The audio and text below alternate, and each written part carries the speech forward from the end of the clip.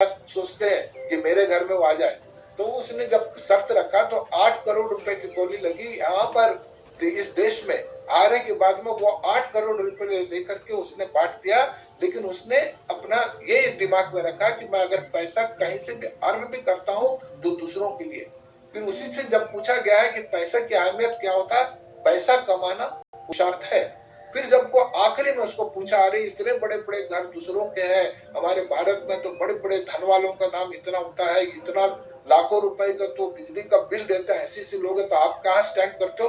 तो बोले मैं उसके सामने कुछ स्टैंड नहीं करता हूँ, मेरे पास में एक छोटा सा घर है, मैं अपना खुद ही ड्राइव करता हूँ, खुद ही आता हूँ, खुद ही, और लेकिन मैं जितना पैसा दूसरों को देता हूँ। तो इसने एक ही शब्द बोला कि पैसा कमाना आसान है, पैसा कमाना पुरुषार्थ है, लेकिन जितनी आवश्यकता उतना रख करके दूसरों को दान करना उससे बढ़कर के पुरुषार्थ है। इस प्रिंसिपल पे चलता हूँ। तो मैं उसके ऊपर कायर कि एक बाहर व्यक्ति इतना अधिक पैसा कमाने के बाद भी आज भी उसका दिमाग में है कि मेरे लिए नहीं, ये पूरा संसार के लिए मैं पैसा कमा रहा हूँ। पुरुषार्थ किस पर दिखा रहा है? मैं खाली नहीं बैठा हूँ, मैं जितना हो सके मेहनत करता हूँ 24 घंटा और कमाता हूँ, ये बताया। तो इसी के साथ में जो गीता में जो सारांश का उपदेश दिया है उसमें लगा कि सक्सेस का मतलब यह है कि जितना पैसा तुम कमा रहे हो, इस साल अगर 1 करोड़ से तुम 2 करोड़ किए हो, ये पैसा तुम्हारा सक्सेस नहीं है। लोगों को, जितने लोगों को देखो पार्टियां करते हैं, मेरा बिजनेस बहुत अच्छा हो गया, मैं पैसा बहुत कमा लिया हूँ, मैं नौकरी करता हूँ तो इतना पैकेज है, ये सब खुशियां मनाते हैं। दैट इज नॉट खुशी। तो तुमको खुशी नहीं मिलेगी इतना जल्दी, क्योंकि वो बोलता है दैट इज ओनली ग्रोथ। उसको हम बोलते हैं ग्रोथ। जो पैसा कमाना 1 करोड़ से 2 करोड़, 2 करोड़ से 4 करोड़, 50 से 100 करोड़ जो कर दिए वो सिंपली वो ग्रोथ है, वो सक्सेस नहीं है। तो सक्सेस क्या है? तो दूसरे नंबर में आता है कि जो तुम पैसा कमाने का विधि अपनाए हो, कि छीना झपटी से कमाए हो, बेईमानी से किया हो, ये किया हो, उसको तुम सक्सेस में मत डालना। वही कर्म, अकर्म और विकर्म करके उसने जो दिया है उसी को डेफिनेशन में ये प्रिंसिपल बैठती है। तो फिर उन्होंने कहा कि जो भी मैंने पैसा कमाया है, मैं बहुत अच्छे ढंग से कमाया तो कोई बात नहीं, तो देन इट इज एथिक्स के साथ में कमाया हुआ पैसा प्रोग्रेस है। फिर उसके बाद में तीसरा चैप्टर में आ जाता है कि वो पैसा कमा तो लिया हो, उस पैसे का उपयोग कैसे हो रहा है, वो भी एक मतलब होता है।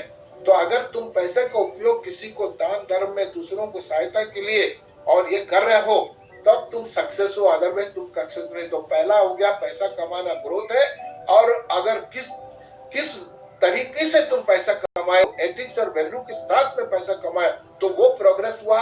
और तुम उस पैसे को किस तरह से उपयोग कर रहे हो मानवता की सहायता के लिए, उसको हम सक्सेस, सफल बोलते हैं। अदरवाइज कितने धनवान इधर इंडिया में बैठे हैं, पूरे बैठे, कोई किसी को कोई पूछता नहीं है, उनका नाम भी नहीं लेते।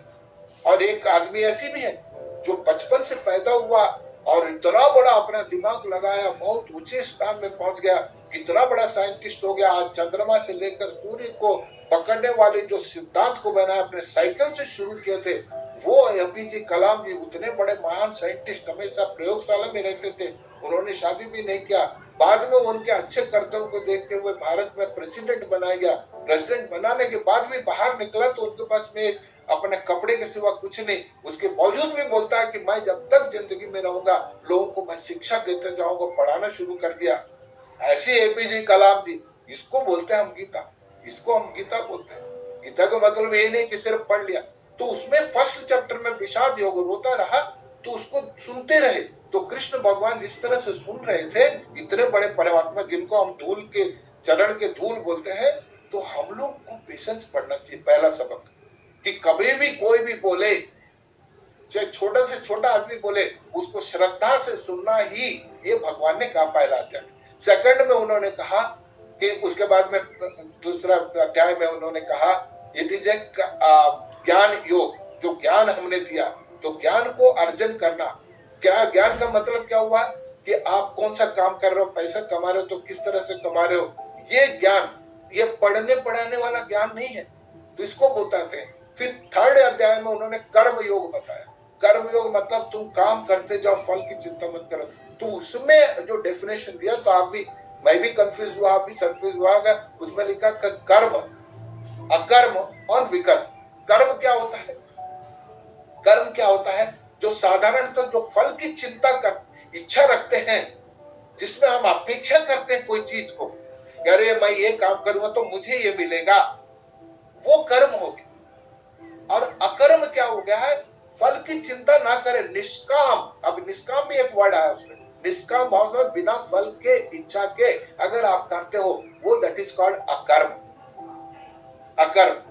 तो कितने लोग अकर्म का काम करते हैं। फिर लास्ट में विकर्म यह हुआ कि दुष्टता से अर्जित किया हुआ, किसी को अधर्म के साथ में किसी को रुला करके काम करते हैं और पैसा अर्जित भी करे, अपने आप को सक्सेस भी समझो। दुनिया के अंदर में कई लोग घूम रहे हैं बहुत पैसे वाले, लेकिन कोई पूछता नहीं, बोलते सब, उसके लिए प्रति किसी को सहानुभूति नहीं रहता, अगर उसका चले भी जाए तो कोई रोने वाला नहीं। ऐसे व्यक्तियों को अधर्म, जिसको बोलते हैं विकर्म।